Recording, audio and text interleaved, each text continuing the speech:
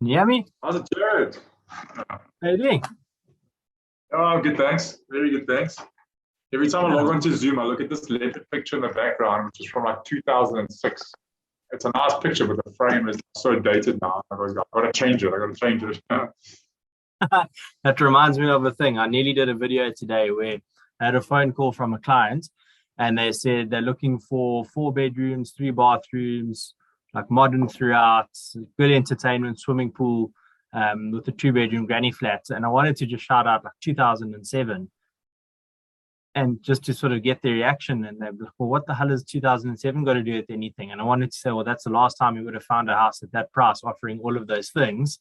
I didn't though, because they either would have got my humor and found it the funniest thing ever, or they would never have phoned me again. Um, but yeah, this after 1.7 billion in office sales last year, I'm sure you can treat yourself to a new frame. Good point, actually. And put it under company expenses, of course. Yeah, absolutely. But yeah, so obviously last year, record year for Remax Panache. Yeah, phenomenal, actually. But you've got to temper it and you've got to look at it with perspective, like everything. I was doing my market share stats. I love working out. Okay, so 1.7 billion is amazing and it's the best we've ever done and it like blows all records. But if the whole market's grown, then what does that 1.7 billion constitute as a percentage of the market? So I like seeing that our market share has increased. So we're doing one sale, but the market's done 10 sales. We've got a 10% market share. If I do two sales next year and I go, wow, my sales have doubled, but the market's done 20, then I'm still only 10% of the market. So I was doing my market share stats this last week, and our markets, particularly the Durban North and Umhlanga market, have done like Durban North, North Durban has done 50% more home sales year on year, 50%. And Umhlanga, just that strip in Umhlanga along the coast, that coastal belt of Umhlanga, the main part of Umhlanga down by the village, is up 60% on transactions year on year. So it just shows you how this market is so buoyant, and you guys would have experienced it as well. So yes, we did well, 1.7 billion, but the whole market is just so active at the moment. Almost like if you didn't grow massively, then you've got to be asking yourself, why are you being left behind? So yeah, we did grow slightly in market share, which I'm very happy about. But yeah, with perspective. But I mean, you guys didn't grow much in agent count either, so it's really just everybody in your office is starting to do better than what they were Yeah, previously. yeah. So that's power for me in that if you want to take on a huge chunk out of market share as a real estate business owner, you've got to recruit more agents. Because every time you recruit another agent from another agency, as you know, agents get listings and they get stock from people they know. So if you bring another agent into your office, you're bringing with their database of people that will always support them no matter where they are. That's how you really increase market shares by growing in agents. And we haven't really grown significantly in agents. We have new agents, but you always have agents who leave you. So from a net gain perspective, we may have grown by 5 agents, not a hell of a lot. So to see the existing proper agents producing at a higher level is hugely rewarding for all the coaching and training that we do. It makes it more exciting for another guy to join you as well, though, I'm sure. Sorry, you just went quiet there. What was that? I was going to say it makes it more exciting for someone else to want to join you then as well if they see everybody consistently doing well. Oh, absolutely. And another good thing about doing stats and figures on the market is you get to see where the opportunities lie. So you might go, wow, 1.7 billion, how much more can you do? But I was looking at certain segments of the market where we don't have a great market share. And now you can go, wow, we need some agents to focus on that market. It's good to know your numbers. Well, I mean, when I was coached by you, that was something I started and I still continually do. Um, Good. and it's nice to be able to track it more than sort of the guesswork that comes at it. But it's exciting. I So, mean, but you know, most agents don't like numbers. Most salespeople, they aren't numbers focused. But if you can sit in front of a seller when you're presenting for a listing and you can give numbers and figures to back up why they should be using you, like I sell my mandates at X percent list to asking price. and I'm 5% better than the market average, or if I'm selling properties on average, it takes me 3 weeks to sell your property, but the market's taking 12 weeks. Numbers can prove so much to a seller. It's numbers and statistics. So you can tell them how good you are, but if you can show them how good you are on numbers, and I think this is the conversation we used to have, you don't want to tell them, because everyone tells them how good they are, but you can show them with numbers and figures that backs up your track record. It's powerful. And the only numbers, to be totally honest with you, I don't like is the ones that come on our statement every month, where it's what we've spent money on that we maybe shouldn't have. But other than that, yeah, numbers are my friend now. If you had to ask me that 10 years ago when I was in school, those words would never have come out of my mouth. So it's amazing how things change. But I want to segue a little bit, because I saw a question the other day that I haven't given much thought about how I'd answer, but it's a prominent business person who asks it in an interview. And the question is, if you were an animal being eaten by another animal, what animal would you be? A tortoise, because you can't eat a tortoise shell. Hard in my shell. That's an interesting question. What was the basis for it? If you were, so in other words, I'm already being eaten, so I'm already dying, or I'm already under attack. What animal would I want to be? Well, I'll still stick with a tortoise, because it's going to be bloody difficult for someone to eat a tortoise. Like an elephant, or I don't know. It depends what animal's trying to eat you. Like, I'd be an elephant if an ant was trying to eat me. But what was the context for which that question was asked? Because there's got to be like a lesson behind it. I don't actually know. I'm going to try find the article again, but it's a real estate broker. And it's one of the questions he asked when someone's wanting to join their team. And I thought, so I'd be a tortoise. Interesting. What would you be? I don't know. When I started thinking about it, was, well, what animal's eating me? Like I say, if it's an ant trying to eat an elephant, I'll just roll over and I'm out of there. But I might not choose to be a kitten if the lion's chasing me. I don't know. I like tortoise. He's like a rhino. Armadillo. Yeah, even a rhino. I don't think there's many animals that are going to try and eat a rhino. I'd love to know some of the answers they've received over time. But I thought that was quite a good one and catch you off guard a little bit. Thank you. There we go. But yeah, so more weird and wonderful questions may pop up as we go, but really, this is sort of something I've wanted to do for a while. It's something that we basically did in 2020 when we were in the initial lockdown, but now it's a little bit more personal and get to share a bit of a message. So it's what I wanted to find out from you is, when somebody's starting real estate or when they're prominent in real estate, what is the one thing that someone should consistently do, or they can start consistently doing without having any experience? Okay, so this answer is very quick, very easy answer, and it's based on seeing people who come into real estate and those who make it and those who don't. And I always say, when you come into anything, there's a blueprint for success, all right? Whether you want to start a diet or tone up your muscles and your arms, you're going to go to somebody who's done it before and is going to give you expert advice on, hey, this is the path to take. Here is the blueprint for success. So I was laughing at my aunt the other day. She's gone on some injection diet and she's so proud. But then she comes to me and she goes, but here's the diet. And she goes, but I don't like oats. I'm not going to eat oats. I don't like this. I don't like that. So I was like, well, what are you doing? Like, that's the blueprint for success. Why would you do anything other than just follow that? Because an expert's given it to you.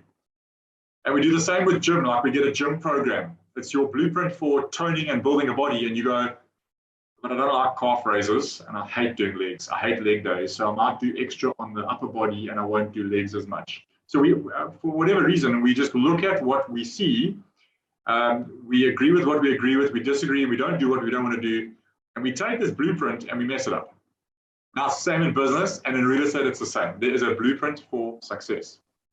And the people who take the action and you just follow it blindly are successful. And we've had a shining example of that in my office in this past year. We had a rookie lady who came in, and what did she focus on? She focused on calls and branding, generating leads through calls and branding. She hit 1 million, Jared, in her first year. 1 million. Like, come on. It's like blowing everyone's mind, but now it's this perfect example of, and it's not to say, you see, I told you, it's more to say, here's somebody who took aside all her insecurities, all her fears, all her self-doubt, all her worrying about what her friends will say, and she branded the hell out of herself. She branded her car. She's incredible on Instagram. She's even doing TikTok videos.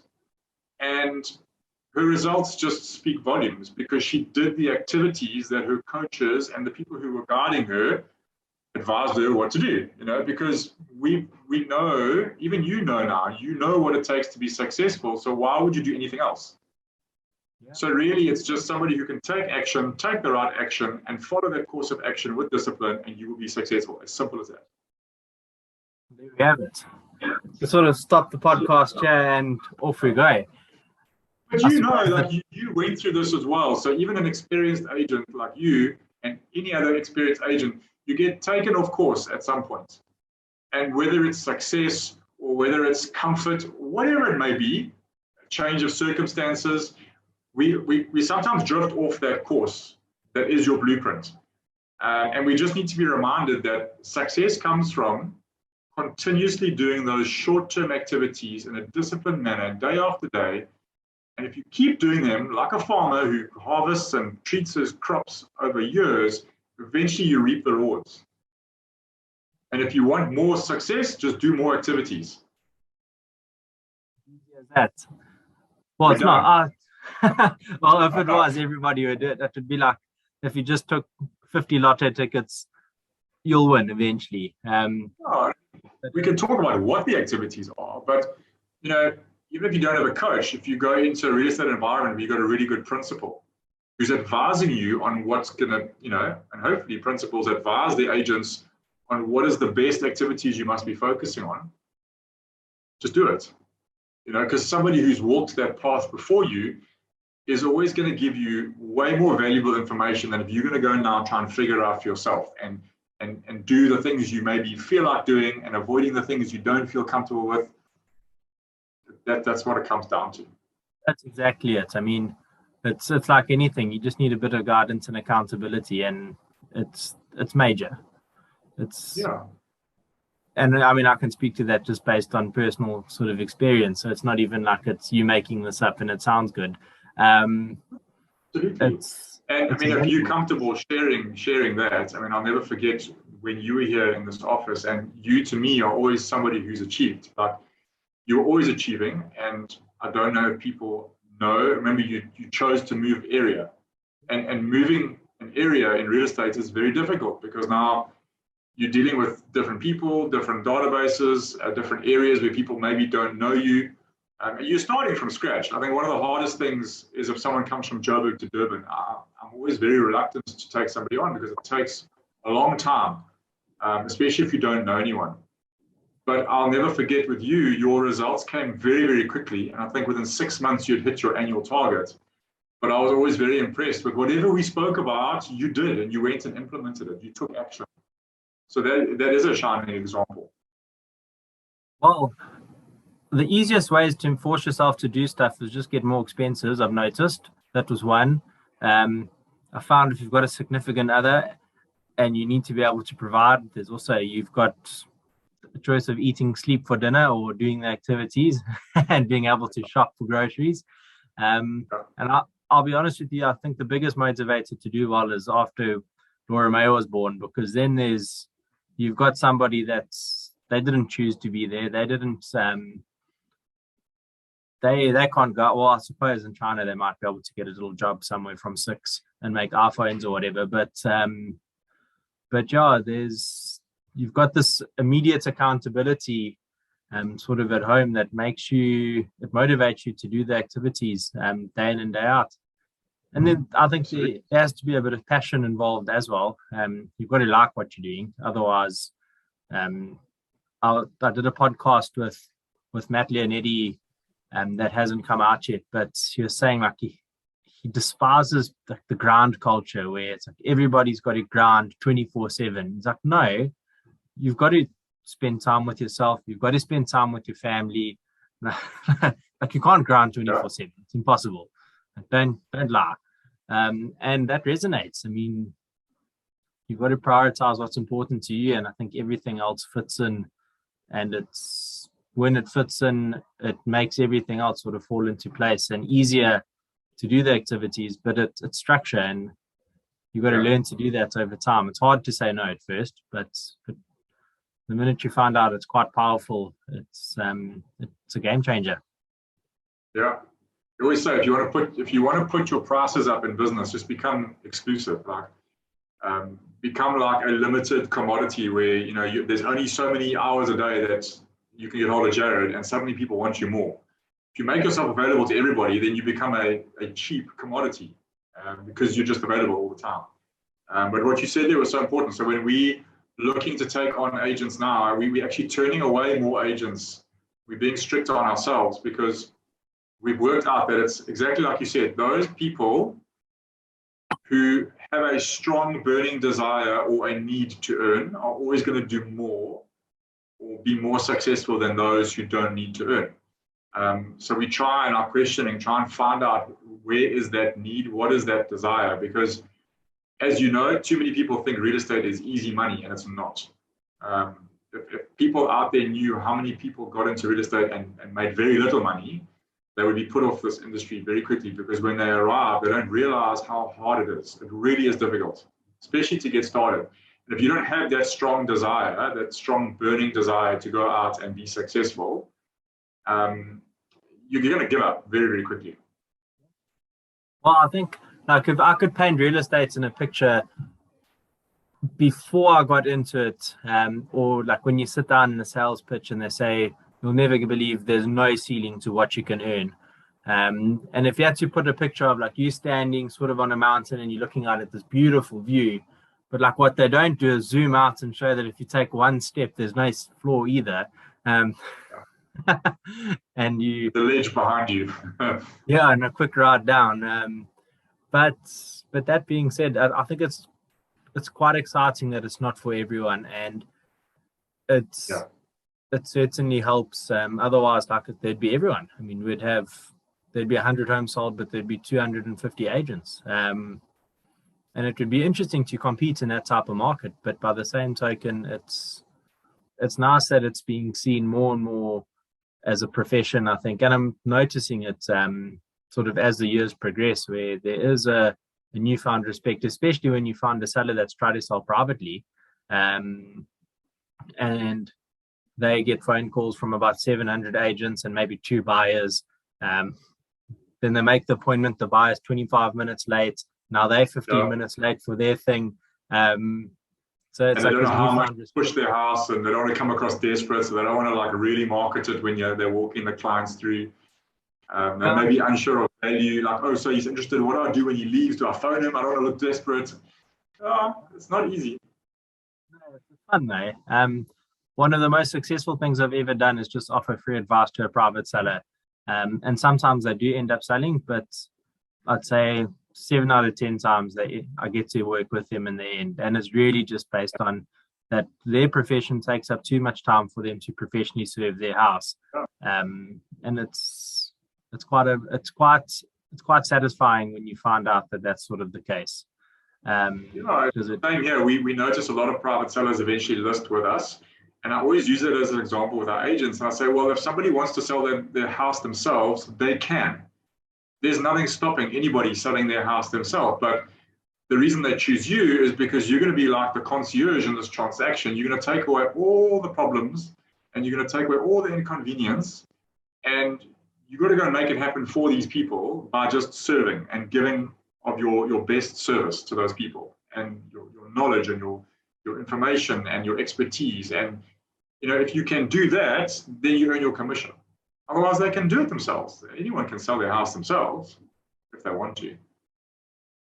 Would you try sell privately? Sorry? Would you try sell privately? So I had a property flipping company where I was buying and selling. I've never ever tried to sell it privately. My parents have owned this before me. They've never sold a house privately. I've never sold a house privately. I probably could if I wanted to, but it's just so much easier using a real estate agent. So it's interesting you said that because you are definitely one of the most successful broker owners in Remax and probably in the country if you start competing against other brands.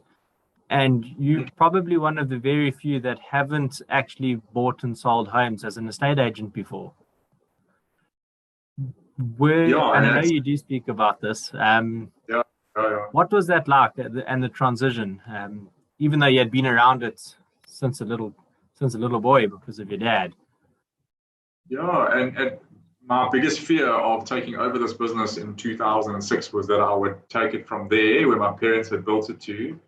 And because I wasn't a real estate agent, I thought my biggest fear was that it would go down under my watch. That was the first fear. The second fear was, how can I come and lead agents? And there were about 30 at the time. And how are they going to receive me and look to me if I've never sold homes before? So I came into the business with a massive limiting belief and a massive insecurity about that.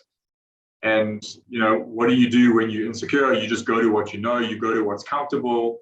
And I'd been in finance for most of my life. I'd worked for the Walt Disney Company for 4 years in London doing financial analysis. So I'll never forget, I came here and the first thing I did was I just started making spreadsheets for the agents. I thought, oh, I'm going to impress them. I'm going to show them how much they've earned and how much they've spent. And I don't think one of them actually ever looked at those spreadsheets. And then I realized very quickly, the only person who's going to drag me out of this is me. And that's when I started investing in coaching in myself.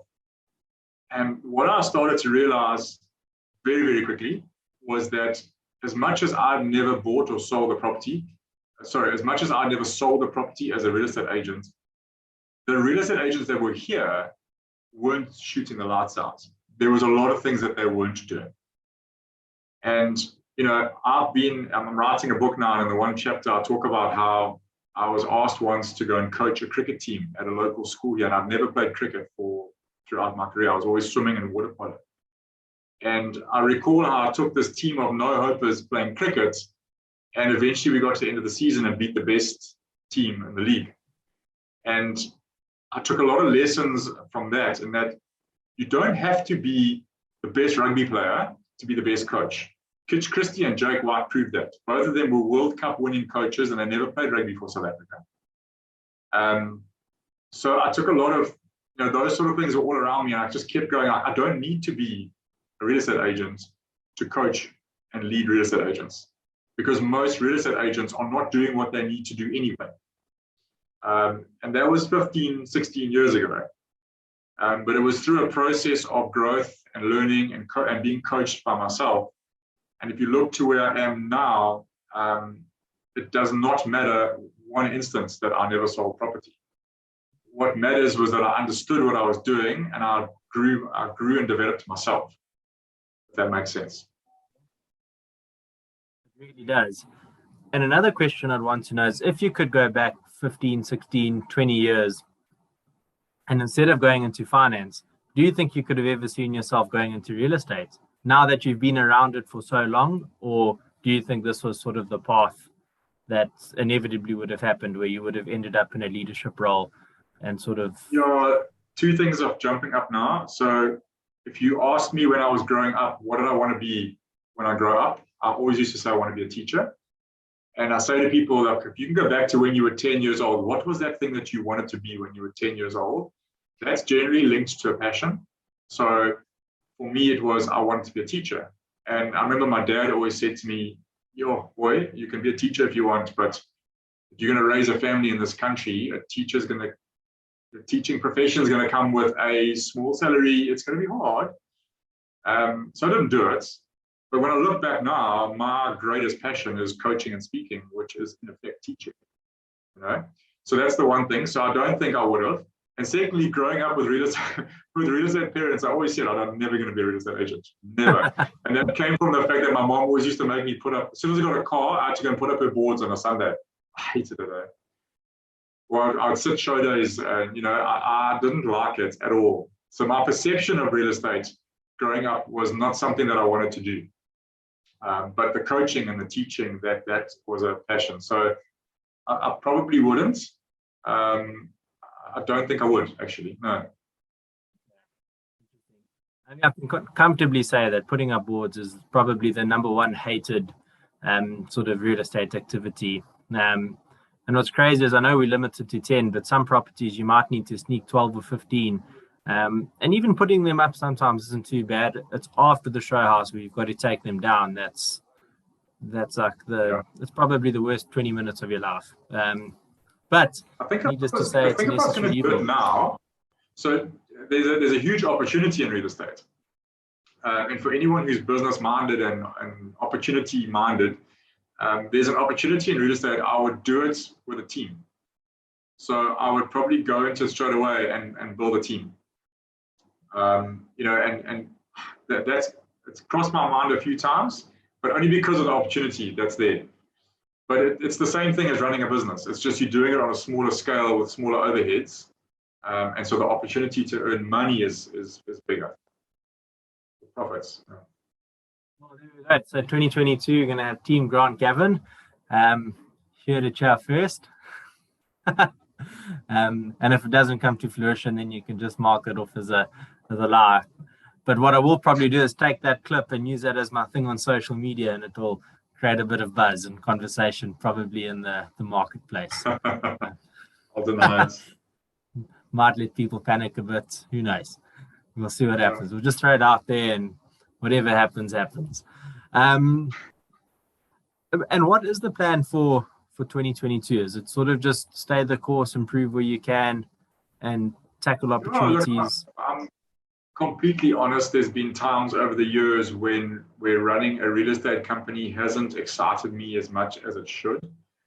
But where I've always come back in is I've linked it to the coaching and the training and the speaking. So yeah, it may not be my ultimate passion to be running a real estate company, but it is my ultimate passion to inspire and develop people. And I've found a way now to do that within this company. So being in this company now excites me, whereas maybe 6 years ago, I would be like, well, what am I doing next, So bringing that in now, and it's expanded in so many ways. So obviously, my growth as an entrepreneur, I've learned that getting a second layer of management is so important. So that's your finance, admin, even your operations in terms of looking after agents. I've got 2 managers in my office. And by bringing in that second tier of management, it means I'm not doing everything myself. So I do have time to do other things. I did this whole Millionaires training program, which we did nationally with Remax during lockdown. I'm now I'm a mentor, a facilitator for the Remax Peak Producer Training. So they use me around the country. I do coaching of real estate people and non-real estate people.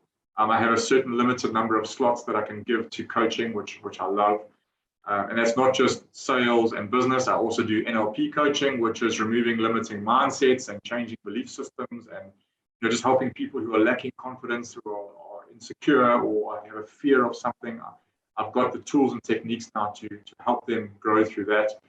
So, if it's a what next, I think it's more the coaching and the training. Josh and I are now, Josh is my office manager. Josh and I are now, we've devised a 6-session package to do training. We're offering it to other real estate agencies. I put a post up a couple of weeks ago or last week, and I've been flooded with inquiries. And I've already got enough bookings where I'm saying, well, I can't do any more because it's 6 sessions. So it rolls out every week, and I can't fill the diary too much.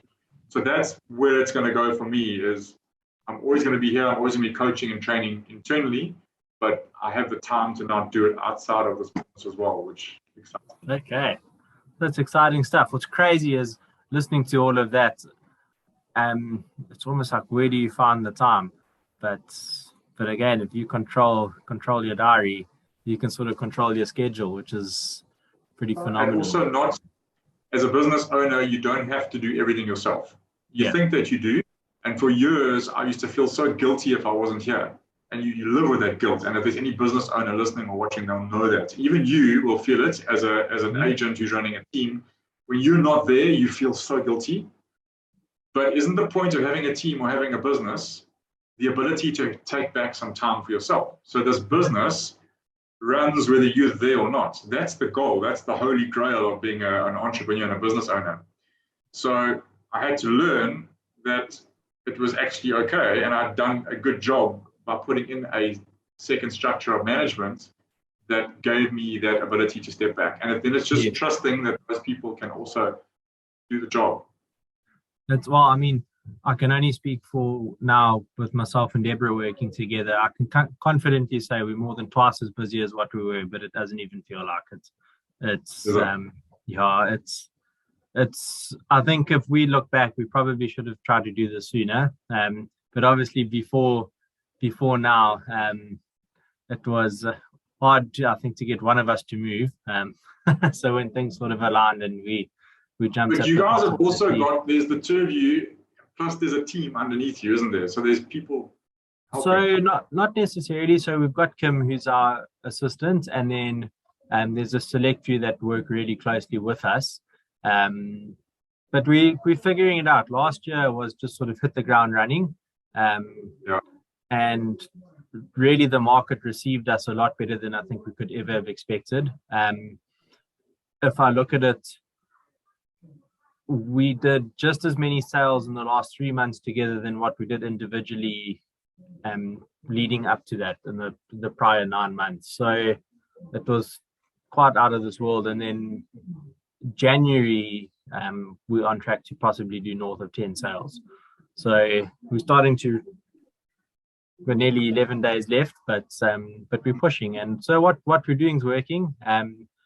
And then we really just sit down at the beginning of each month and decide where we're going to focus. And as things sort of progress, we're going to fall into a role that suits our strengths.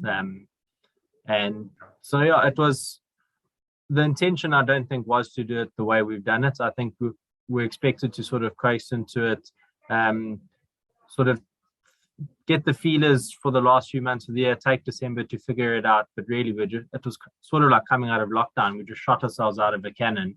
And so far, so good. Fortunately, Kim, who's been with Deborah for, I think, 12 or so years, she sort of steers the ship and keeps us on track in terms of the admin and whatnot. So we've got a lot more time to be with buyers and sellers. Probably the single most important thing we've ever got our agents to do in this business is we focused on the culture of getting an assistant. Yeah. And it's game changing for real estate agents. Like most real estate agents do not have time to do admin. They don't even have time to follow up on lead inquiries of their listings. And they have an inbox that's just full of unreplied to emails.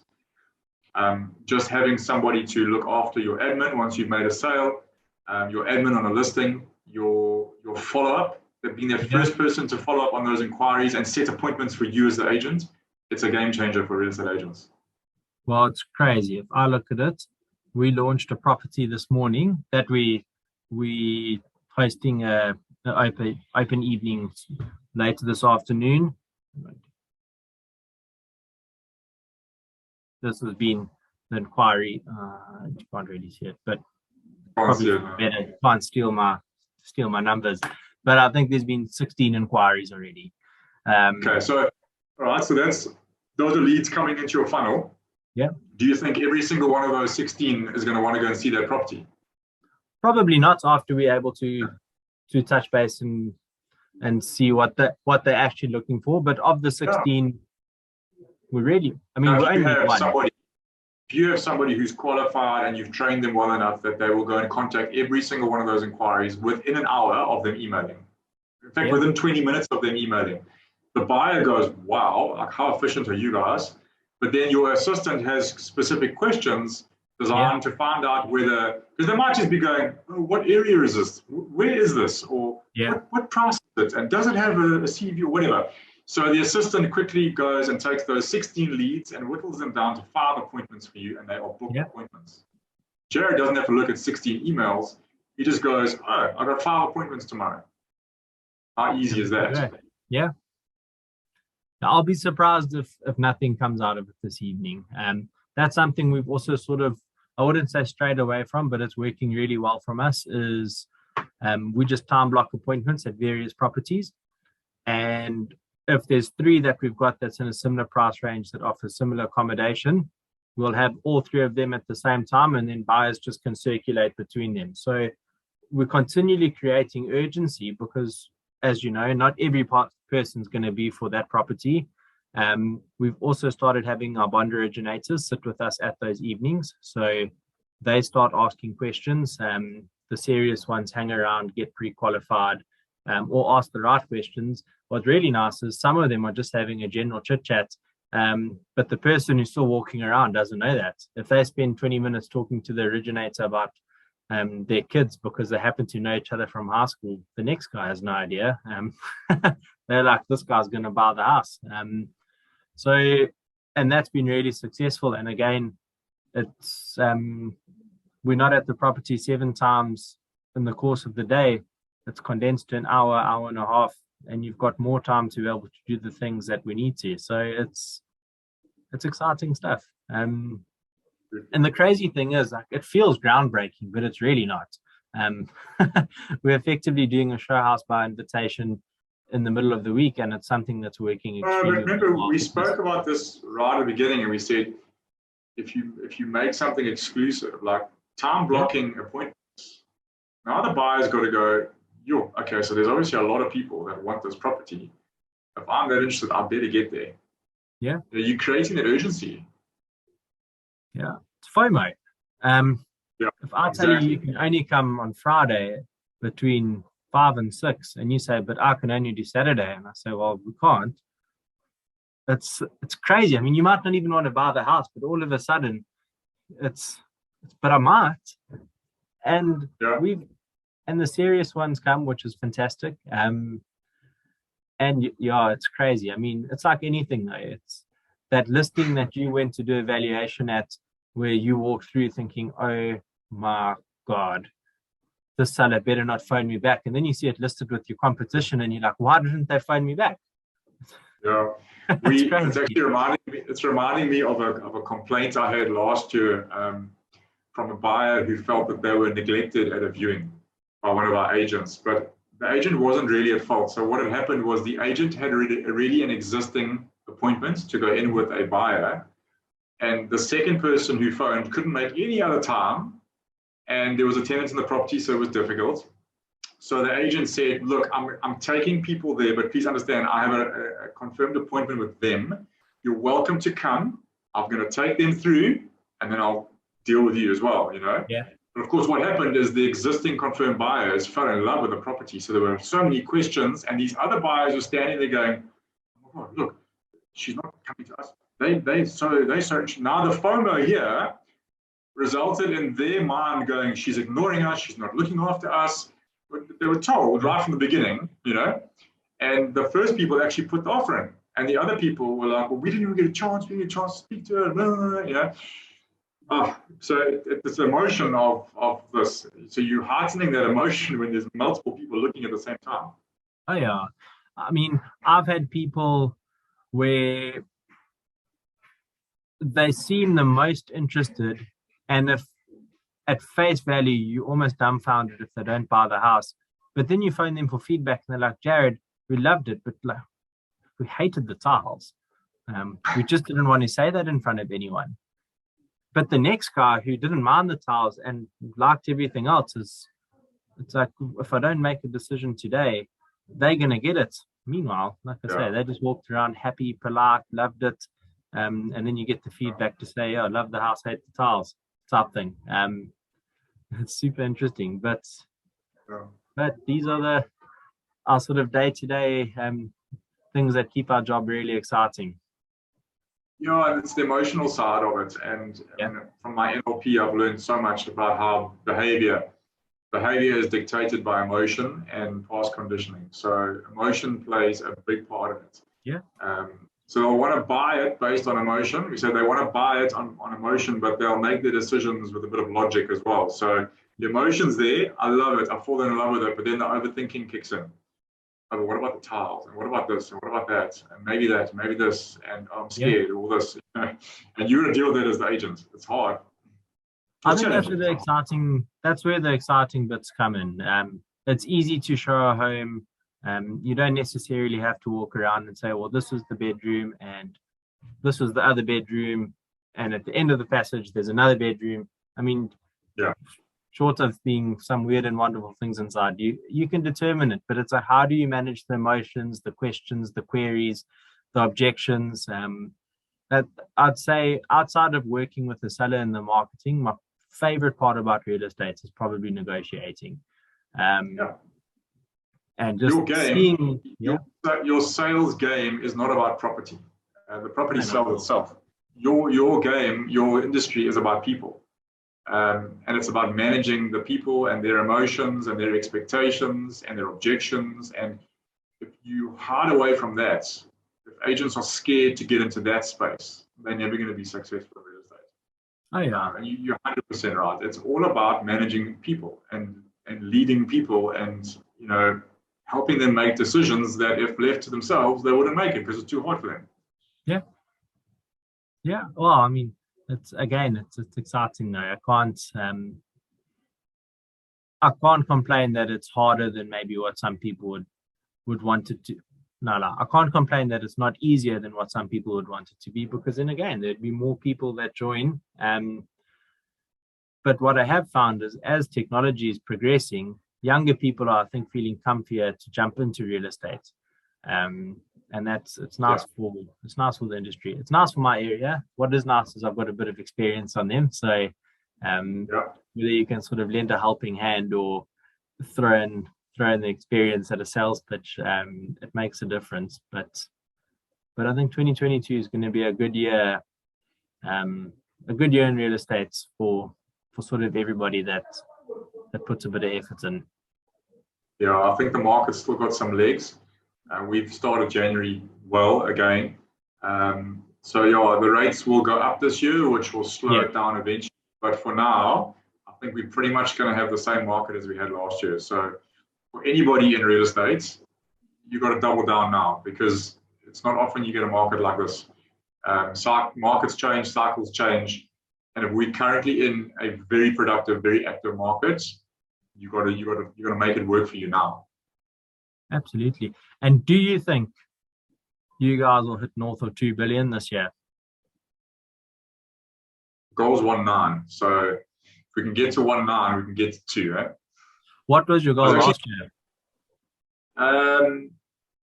We had done 1.3 the year before. It was 1.5. I've got it up here. It was 1.5 billion, and we got to 1.7. So what's interesting is, as these things shift, you've got to change your thinking. So I was using this as an example the other day. Ricky Jacobs, who owns Remax and Toti, right? Yeah. So when Ricky bought that franchise, he was from Johannesburg. He had no real estate experience, and he was going into a very tough market. And so many people told Ricky, "You'll never make it." If Ricky believed that, if he had that mindset, if he believed that was his fundamental belief, he would never have been successful. And today, he's one of the largest real estate agencies in Toti, and he was hugely successful. If your mom tells you, "Oh my gosh, you're never going to do better than X," or you listen to your mom, if you believe your mom, then you never will be. Yeah. So if I look at the sales graph of this company, it's quite significant in that it goes to a peak, and then it has a drop, and then it goes to a peak, and then it has a drop, and it goes to a peak. After every drop is a new peak, which I've now become comfortable with. But take me back 15 years, this company was doing 350 million, and we got to a peak of about 500 million in 2007. And I was like, wow, like, how incredible is this? The thought of even doing 1 billion was impossible. Yeah. But if anything's an impossible thought, it's never going to happen. But what I've learned now is that, if you keep doing the right activities, everything goes into a new cycle. But at every new cycle, you've got to reinvest. So you've either got to reinvest into yourself and your own development. We're just reinvesting now into furniture and infrastructure, or reinvesting in new people and new assets and for people in your business. But I look at this graph and I go, at every single peak, I was like, wow, how much more can this company do? Yeah. So at 1.7 now, I'm going, okay, that's powerful. But if you look at the North Durban to Umhlanga market, this is always a yardstick, you look at your market. It's a 5.6 billion rand a year market. And we're doing 23% of that huge market. We're obviously doing higher percentages in the smaller subsegments, but in that massive market from the Umgeni River to Umhlanga, it's 5.7 billion, and we did 1.7, or sorry, 1.4 registered. So can we do more? Of course we can. Yep. Because the market's it's there. It's there. It's waiting to be taken. Okay. So short of just buying every other agency in the area and taking 100%, you've got a bit of work to do. You don't have to do that.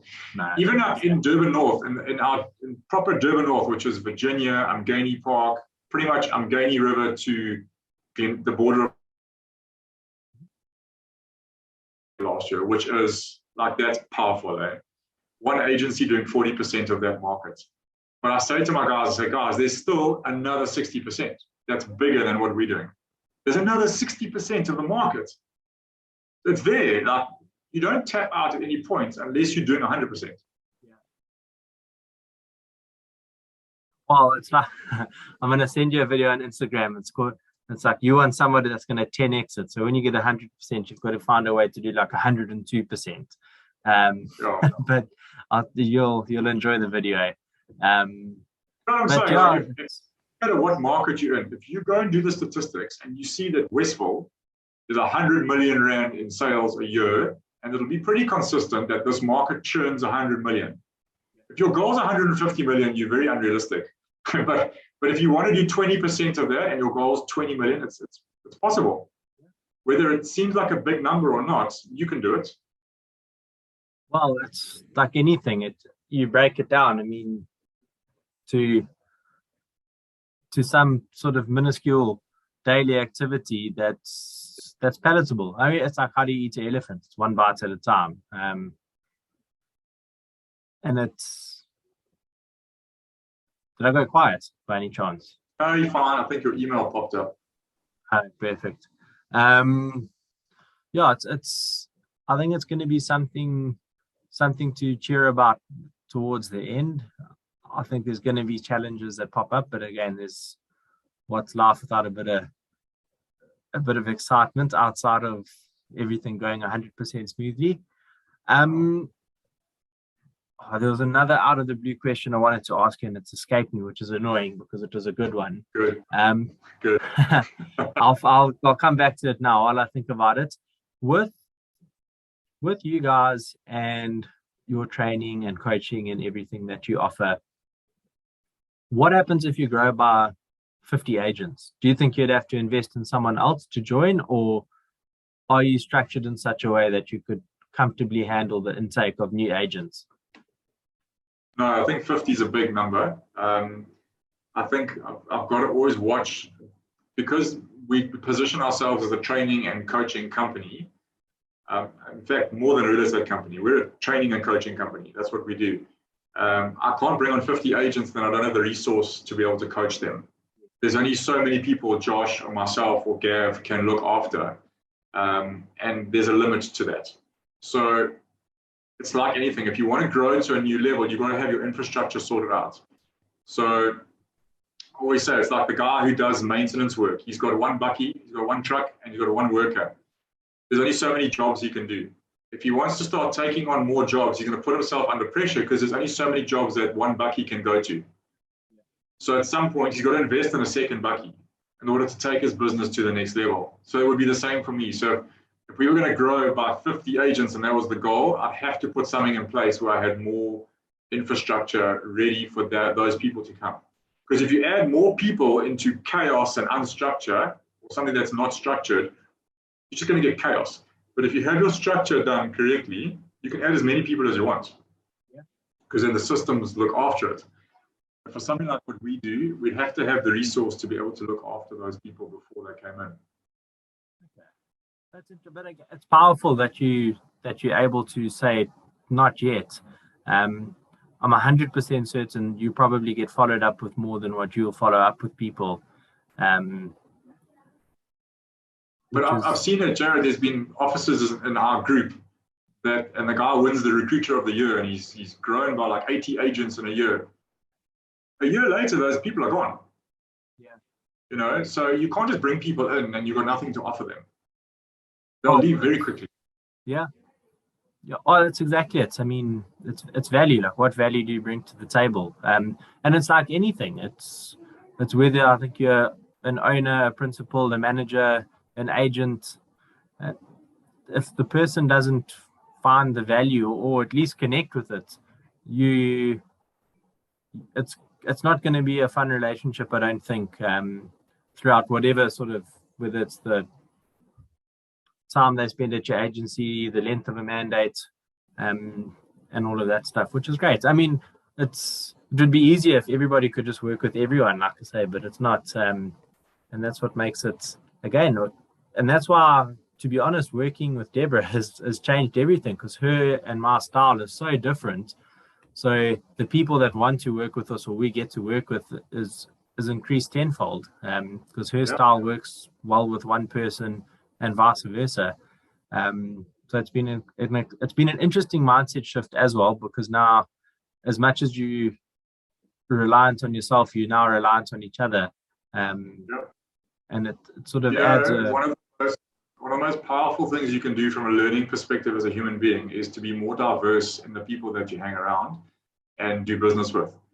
And when I say diverse, I'm talking about different personality types, different sex, different sexual orientation, different age, different backgrounds, different life experiences. If you just hang around the same people all the time, you'll never change, you'll never grow. And so what you're experiencing now is like your whole business is going to open up now, because you're working with someone who's so different to you, and you're going to learn from her, she'll learn from you. There's people who like you, people who like Debs, and you're magnified as opposed to having two Jareds. Yes. So diversity is power. It's exciting. I think this year it will be interesting to see what it has in store for us. There is something. It's fairly big, but I won't say it on here, but I'll tell you afterwards. Come on, man. Not yet. If we do this again in, I think, August, it will be appropriate. But that also brings something. It's pretty cool. And it's been a shift. So when I had the idea to start this podcast and I started reaching out to people, obviously you start with the people you know, and usually they're up to saying yes. But then when I reached out to Daniel and he said, I'll be your 10th guest. So I was like, oh, that's quite powerful, because now he needs me to continue to do it. And so there's a bit of consistency. Yeah. So there's been other people, some of them haven't replied yet, maybe they will, but I'll just continually follow up until they block me. There's like, hey, I'm starting this thing, would you be my 100th guest or whatever? So then by the time I get there should maybe be a bit of a following. And it's also not just I'm using it as a once-off to maybe launch the thing. One person said yes at 50. So it's... But you know, the message that you send to that person is, hey, this thing's going, it's good. Do you want to get on the train? Yeah. You can be for 50. As opposed to going, would you like to be my second person? Which is probably me. Yeah. And that was really just because of scheduling. But even when I reached out to Matt Leonetti and I said, would you like to do this? He was like, yeah, sure. I was like, oh. I was like, I didn't expect that at all. I didn't even expect him to reply to my DM so quickly. So obviously, who was that? I didn't get that, sorry. Matt Leonetti. So he's a Canadian real estate agent. He's been doing it for 5 years. Do you follow the Broke Agents on Instagram? Yes. By any chance? So he's the other half of that. Okay.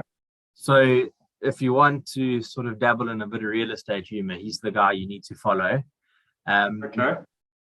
And so our conversation was really just based around being authentically you. And it makes sense. So he's been doing it for 5 years, he said, but for about 3 years, he sort of just fit the mold of what was expected in sort of the brokerages that is at, where like you wore the suit, you said X, you did Y, and it's like his business did little to nothing. And then what made him explode on social media was he did a video, because he's got a fair resemblance to Freddie Mercury. So he did a video about that where the buyer's like, hey, you look just like Freddie. He's like, what? And then like he does a few parodies to some of the songs. But he was like, the minute he became him and like authentically him, people start to relate, and like his business is doing phenomenal. And then they segued into the broke agent, and they've also got a fairly successful podcast. And he said like that all just because he's him. But you must go watch his reels and stuff. They're very relatable, but there's just enough humor that you won't be offended. And maybe as a buyer sometimes, but as an agent, you wish you could say some of the things. Yeah, you've got to be authentic. Absolutely have to. And I think most of us, we reserve ourselves on platforms. But you're right, those people who are authentically themselves and they don't care. And again, this goes down to that rookie that's in my office that hits $1 million in her first year. Her videos were so funny, but you can't replicate it, you can't duplicate it, you can't copy it because that's her, it's her personality. She's so authentic in those videos that if you did try and copy it, you'd look stupid, you know. But she does it, and she does these reels and TikTok videos, and they're hysterical. They really are amazing, and everyone's noticing. It's brilliant.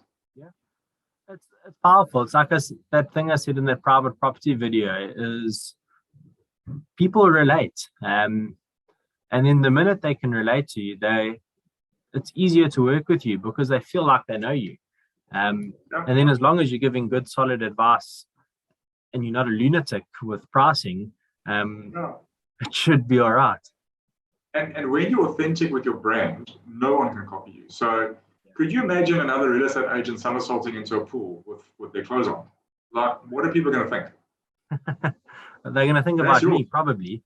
You own it. Yeah, you did it first. You owned it. I know it's not really an authentic thing to your personality, but it's something creative that you did first, and you own it. Those are coming back, by the way. Now that it's summer, it's easier to throw that idea out there. Done it through winter. You should have done it through winter and just kept going because people would have laughed more at you. You would have been so freezing. I remember the one video you came up, you were like you were so cold, but you got a shock. It was. So we'll see what the year brings. But yeah, as long as the pool's not green and we're good to go. And also, it's interesting, like I said, now that we found our feet, there's better scheduling. If the pool's green, you do it, but you put like goggles on and a snorkel. You just have fun with it. I don't think you can get sick if you jump into a green pool, but well, let's find out. I'm going to invoice you. You get in the pool, you dive in, and then when you come up, you put like seaweed on your head. So you come up with like seaweed with your goggle and your snorkel. It's funny, man. Yeah, no, it will be good until I'm deathly sick, and I'll blame you. But hey, if it gets the views, maybe I just need to go viral on YouTube once, and then I'll leave real estate and I'll be a bona fide influencer. Some nonsense. But yeah, I don't want to steal too much more of your time, Grant, because I know you've got a busy day. So I appreciate it. And then I'd like to, if I can, pick your brain sort of more frequently maybe than most, but then also to have you join me when we get to interview people. That would be awesome.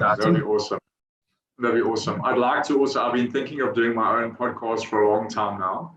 But I never knew what format to do it in. I mean, I've interviewed people on Instagram and I've done all that.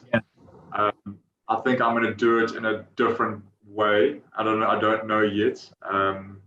Skydiving, jump out of a plane and have the interview on the way down. Yeah, but I want to do it in like a more quirky, like I'm thinking Zach Galifianakis. Between two ferns. Between two ferns, but not as way out as that. Yes. But the types of questions, like keep it short, 15 minutes or 20 minutes, and just fire a question at people and like seeing their shocked reaction. I'd love to do something like that. But keeping it like in a theme of business or sales or motivation or whatever. So I don't know.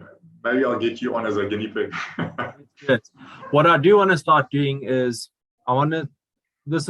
Zoom's the easiest at the moment, but I want to maybe start doing it on YouTube Live, and then it can just filter into being recorded and released wherever else. But then again, so people can tune in, they can watch, they can be a part of it, they can ask questions. But then also there's sort of no going back. Like, I mean, you could have ranted about some other brand you hate, and afterwards just say, hey, please can you edit that part out? But when it's live, it's there, and once it's said, it's heard. And again, it's just something, it's a little bit out of the comfort zone. one of the things I want to start doing is when I do that is like going on Instagram, which I've never gone live, to say, hey, I've got you on in the next 5 minutes. I head over to YouTube, and we'll just drive it and see how it goes. I just try stuff. The more you do, the better.